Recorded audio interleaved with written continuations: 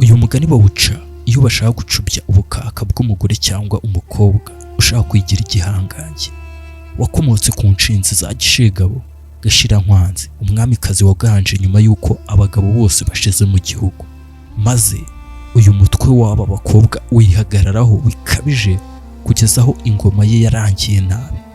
Imvano y'umugani: ubundi bavuga ko kera Imana yiberaga mu busasamana bwa Ngendo ya Gisenyi, irema abantu bamwe ibagira abakire abandi bagira abakene, abakire bagahaka abakene.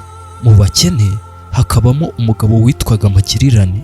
Uyu mugabo rimwe Magirirane yajyaga azindukana n'umuhungu we wo bita Gashyende, bakajya guca umubaya wo gukenekamo umuntu. Baragenda bageze mu kibaya cya Busasamana aho Imana yiberaga, batangira gucana bahaye ikaze. Muri ako kanya igihu kirazenguruka, maze Magirirane akebuka abona ikintu cyera mu kwezi, arikanga abwira Gashyende ati umwana we dore kiriya kintu sha. Gashyende nawe arebye aravuga ati ubanza ari ya Mana bavuga yibera hano. Imana yumvishe ijwi rye iramuhamagara iti Gashyende we. Gashyende nawe ati karamenya Gasani. Imana iramubwira iti ni njye Mana nk'uko ubibwiye so. Magirirane ararakara ati urabona ngo ukiza abandi naho njye ukangira umutindi. Atangiriraho ayikubita ikibando. Imana irashwekura igiye kumukubita. Gashyende aramufata aramuburira ati sigaho wirwanya Imana. Akomeza kuyirwanya. Bukeye Imana irarakara iti nzabatsembaho ndokore Gashyende wayubakiye n'abagore babujije abagabo kuntuka. Iherako isuka umugayo n'umuvumo ku bagabo bose bo muri icyo gihugu, bararimbuka. Hasigara abagore n'abana babo b'abakobwa. Ingoma y'abagore nuko yatangiye. Ingoma y'abagore. Abagore basigaye bihebye bati ubuse tuzaba dute tutagira umwami. Bitoranyamo umugore w'uburanga n'ubupfura witwaga Gashirankwanzi, bamwimika nk'umwami, bamwita Gishegabo. Yimye ingoma atoranya abagore b'ingare abita inshinzi. Aba baba ingabo ze, maze umukuru wazo yitwa Nyiragishibura. Nyuma y'igihe inshinzi zatangiye gukandamiza abandi bagore, zibabuza umudendezo. Bamwe barahukaga abandi bagacibwa ibintu. Gishegabo yagerageje kubarwanya biranga, igihugu kibamo akaduruvayo. Gashyende wari wihishe mu ishyamba yumva abagore bataka.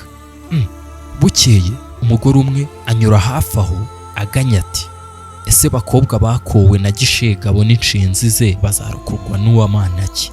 Gashyende arabikurikirana, aza kumenya ko abagore ari bo baganje, nta bagabo bagihari.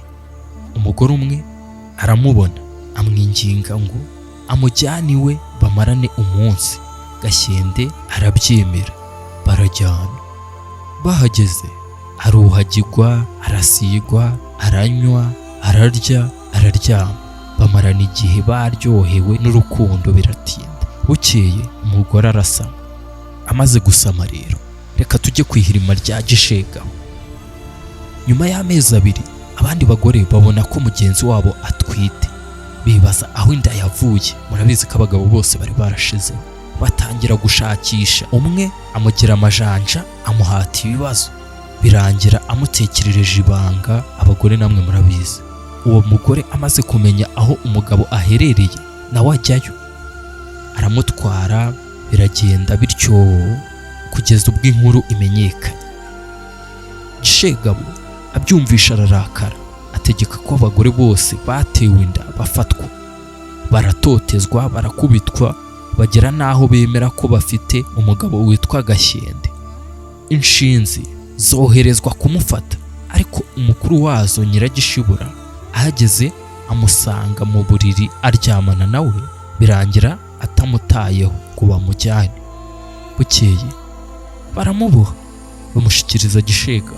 Inkuru imenyekana hose, abagore bateza impagarara bashaka kubona uwo mugabo.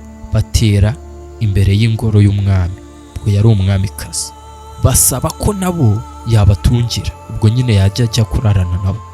Gishegabo aramubima, ariko rubanda rurasakabaka. Inshinzi ziramugambanira ziramwica. Nyiragishibura asimbura Gishegabo, yimika Gashyende bamwita Magirirane. We atandukanya abagore akaborohereza, abantu baragenda barororoka, abahungu bagira abagore, igihugu gisubira ituze. Icyavuyemo, iri ni ryo herezo ry'ingoma y'abagore yategetse u Rwanda mu gihe gito. Kuva ubwo umugore wari ukabije kwigira igihangange bamuvugiraho bati cisha make dore ko wigize inshinzi.